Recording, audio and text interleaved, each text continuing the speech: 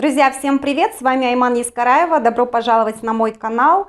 В этом видео я хочу рассказать о том, какие основные факторы необходимо предусмотреть при переезде в Дубай. Непосредственно при переезде в Эмираты необходимо будет подготовку провести, вы это знаете. И в этой связи необходимо, наверное, будет правильным разделить на 3 аспекта.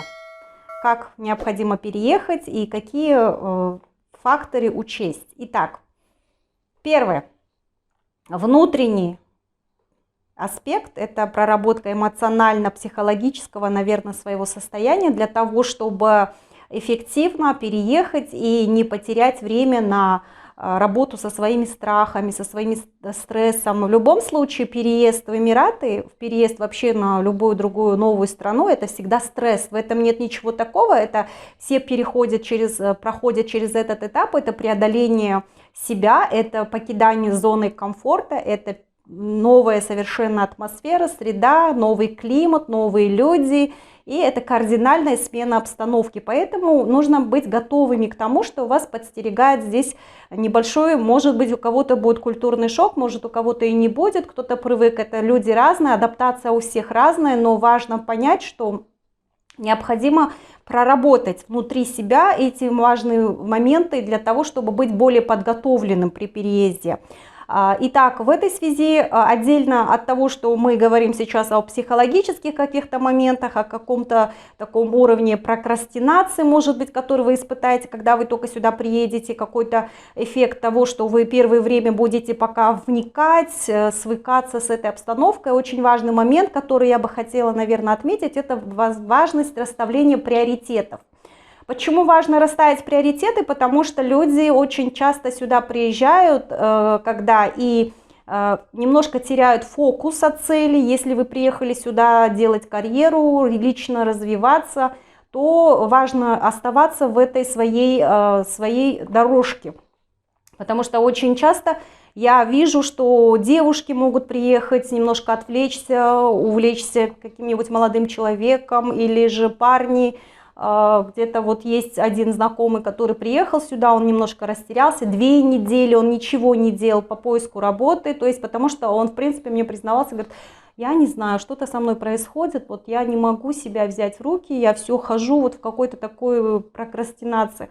Это неправильно, так 2 недели терять это очень много, максимум вы должны сюда приехать и уже знать, куда вы пойдете, что вы будете делать, как вы здесь поедете, куда поедете, чем пользоваться. Все это нужно подготовить, еще находясь у себя в стране, потому что сюда приехать и тратить на это время, потому что вы знаете, что время – деньги, особенно в этой стране, здесь все очень дорого, поэтому надо будет подготовиться внутренне к этому, нужно себя готовить, и над этим нужно работать еще там изначально, психологически нужно готовиться. В отношении приоритетов я бы хотела такой важный момент отметить, друзья, что если вы приезжаете, вы знаете, в какой карьере вы будете развиваться, в какой компании вы бы хотели работать, то это гораздо проще, в какой профессии, как вы будете зарабатывать деньги, потому что очень часто важно не попасть в эту воронку других энергетических потоков, потому что очень есть много здесь разных людей, которые кто-то продвигает свои курсы, пытается вас завлечь, какой-то сетевой бизнес, кто-то пытается вас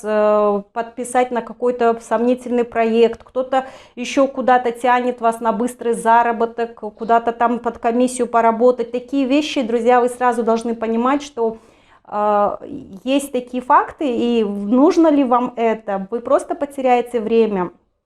Необходимо сосредоточиться на своей главной цели, потому что в принципе про подработок, различных процессов, которые происходят здесь, очень много, поэтому важно, чтобы вас не занесло вот это вот вихрь этих эмоций. Еще один факт, который, наверное, не могу не отметить, работая в этой сфере как юрист, все-таки здесь я сталкиваюсь с такими вопросами, как наши девушки, которые попадают в неблагоприятную обстановку в связи с тем, что связались ни с тем человеком.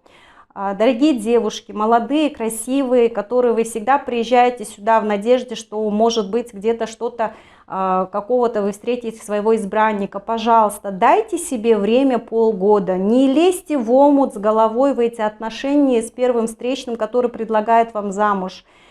Каждый второй предлагает замуж здесь. Это потому что, во-первых, это легко сделать, и это самый быстрый способ сблизиться с вами. И не факт, что он на вас женится, потому что это просто способ вас контролировать и манипулировать вами. Потому что если в реалии, то, конечно, это не как в нашей стране. Он повез вас к своим родителям и сразу познакомились, сыграли свадьбу. Это не так просто, поэтому они знают, что вы не согласитесь выходить замуж. Поэтому они это предлагают, чтобы быстрее сократить дистанцию и начать контролировать вашу жизнь.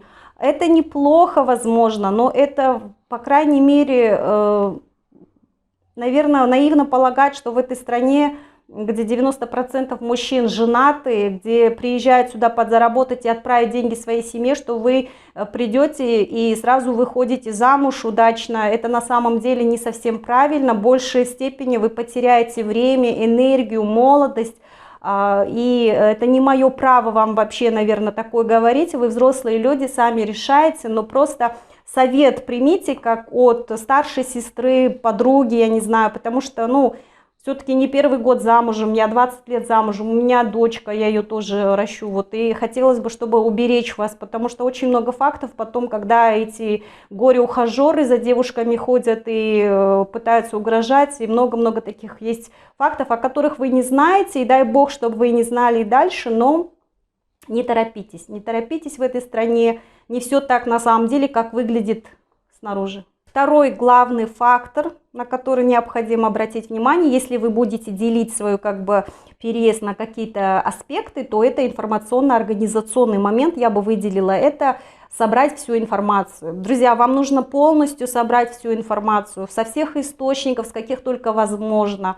Вы должны уже в этой стране знать, когда приедете, как двигаются маршруты, куда вам ехать, какие районы, знать, как расплачиваться, что, сколько стоит. Это не нужно терять на это время. Вы можете это сделать, находясь у себя в стране. Конечно, вы не можете абсолютно полностью узнать всю информацию, находясь у себя в стране, но основные, все в интернете это есть, пожалуйста, загуглите. Пусть у вас не вызывает вопросов элементарно, как проехать, где купить, что купить.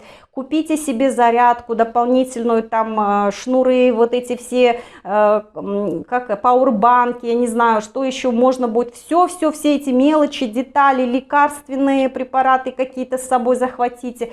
Захватите полностью так, будьте в полном обмундировании, чтобы ничего вас не отвлекало, потому что эта страна дорогая, вам не нужно сейчас делать на это расходы и тем более тратить время, кого-то дергать, спрашивать как, что, куда. Вы будете спрашивать в любом случае, но чем больше вы будете знать, тем комфортнее и легче вы адаптируетесь быстрее в этой стране, и это очень важный момент.